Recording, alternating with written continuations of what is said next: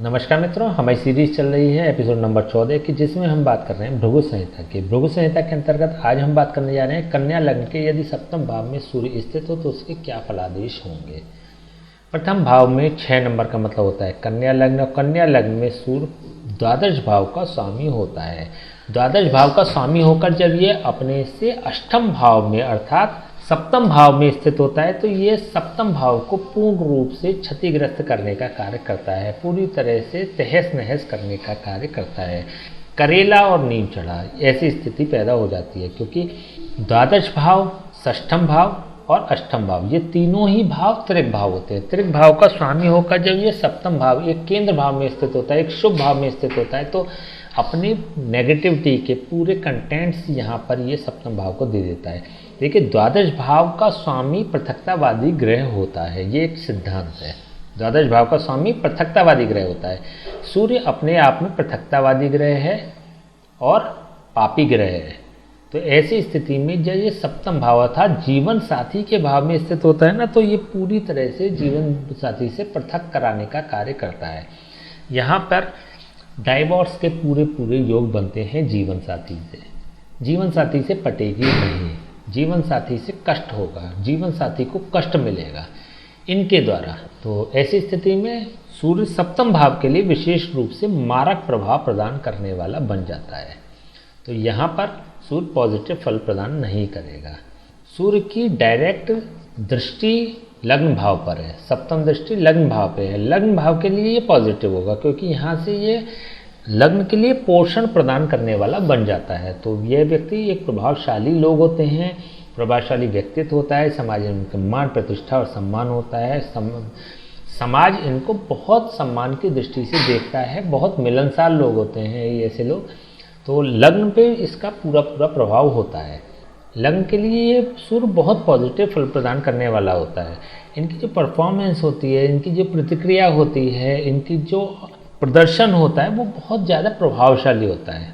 एक अच्छा luxurious look या डैशिंग लुक में ये लोग रहना पसंद करते हैं, और लोग इनको उसी दृष्टि से देखते हैं और इसी दृष्टि से इनको पहचानते भी हैं। सूर्य होता है नवम भाव का कारक, दशम भाव का कारक और लग्न भाव का कारक। नवम भाव का कारक होकर जब ये अपने से एकादश भाव में स्थित होता है, यदि यहाँ से गिनती गिनेंगे तो 1 2 3 4 5 6 7 8 9 10 और 11, जब यह नवम भाव से जब यह एकादश भाव में स्थित होता है, लाभ भाव में स्थित होता है, तो यह नवम भाव के कंटेंट्स को बहुत बढ़ा देने वाला होता है। तो ये व्यक्ति भाग्यशाली होते हैं सभी क्षेत्रों में, बजाय जीवन साथी के। वैवाहिक जीवन इनका अच्छा नहीं होता, बाकी हर स्थिति में ये पॉजिटिव होते हैं, इनको भाग्य का साथ मिलता है। दशम भाव के सापेक्ष भी अगर देखें तो दशम से दशम स्थित है ये सूर्य, तो सूर्य बहुत प्रभावशाली बन जाता है और प्रोफेशनली बहुत सपोर्ट करने वाला भी हो जाता है। सरकारी नौकरी के भी योग ये बना देता है, पिता से भी सहयोग प्रदान करता है। पिता के सहयोग से सरकारी नौकरी या कोई अच्छा बिजनेस सेटल्ड का भी इनको मौका मिलता है।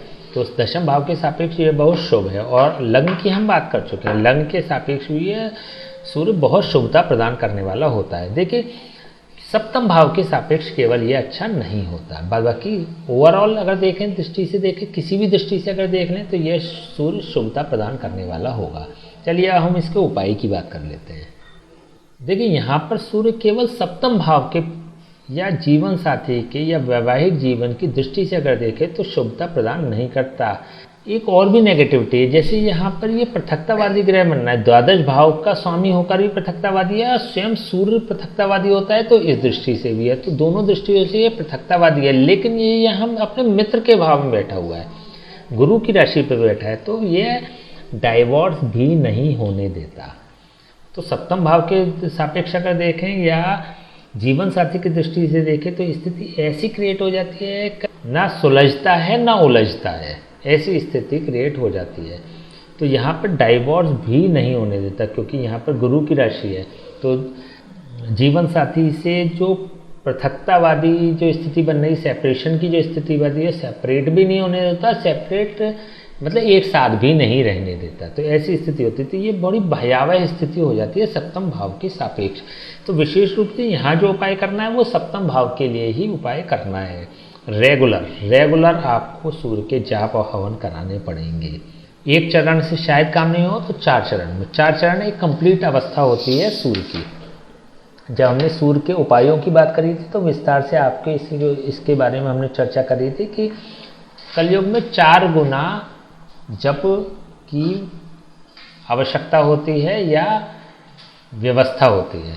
तो उसके बाद जप, हवन, मार्जन और तर्पण जब ये पूरा करते हैं तो ये एक प्रक्रिया होती है। तो हो सकता है कि आपको 4 चरण कराने पड़े तब इसका पूर्ण लाभ आपको मिल पाए। तो सूर्य के जाप और हवन कराए जा सकते हैं, पहली बात। दूसरी बात, स्थिति ऐसी भी मतलब ऐसा भी किया जा सकता है कि इस बहते पानी में, बहते जल में 43 डेज गेहूँ आप प्रवाहित करें। 43 डेज गेहूँ प्रवाहित करें, जिससे कि इसका चतुर्थ भाव को ये क्लिक करने लगेगा, सप्तम भाव से इसका प्रभाव कम होगा। तो डाइवोर्स की स्थिति बन सकती है या इनका जो पति पत्नी का मैटर है वो सॉल्व हो सकता है। एक चीज़ ये भी हो सकती है कि महिलाएं अपने दाएं हाथ की कलाई में, पुरुष अपने बाएं हाथ की कलाई में तांबे का कड़ा धारण करें, जिससे कि ये 11th हाउस को क्लिक करने लगेगा और सप्तम भाव से इसका प्रभाव कम होगा या समाप्त होगा। तो वो भी एक सॉल्यूशन हो सकता है सप्तम भाव से इसके कंटेंट्स की नेगेटिविटी को ख़त्म करने के लिए। तो इनमें से जो भी आपको उचित हो वो उपाय आप कर सकते हैं। सूर्य को जल देने की आवश्यकता नहीं है क्योंकि ये ऑलरेडी बहुत नेगेटिव रोल प्ले कर रहा है। तो सूर्य को जल देने की आवश्यकता नहीं है, आदित्य हृदय सूर्य का पाठ करने की भी आवश्यकता नहीं है, और ना ही स्वयं इसके जाप या हवन करें, किसी ब्राह्मण से करवाएं। आप कर सकते हैं केवल इसके बहते जल में गेहूं प्रवाहित कर सकते हैं, जिससे कि ये 4th हाउस को क्लिक करने लगेगा। माता के स्वास्थ्य पर इसका विपरीत प्रभाव हो सकता है, तो थोड़ा सा इसके लिए आप तैयार रहें। अगर माता का स्वास्थ्य सही नहीं है तो इस उपाय को आपको नहीं करना चाहिए, फिर 11th हाउस वाला वो उपाय आपको करना चाहिए, जिससे कि यह 11th हाउस को क्लिक करने लगेगा। ठीक है, तो आज हमने बात करी सूर्य यदि सप्तम भाव में स्थित हो तो उसके क्या फलादेश होंगे कन्या लग्न में। नेक्स्ट वीडियो में बात करेंगे कन्या लग्न में सूर्य यदि अष्टम भाव में स्थित हो तो उसके क्या फलादेश होंगे। तब तक के लिए हमें आज्ञा दीजिए। नमस्कार।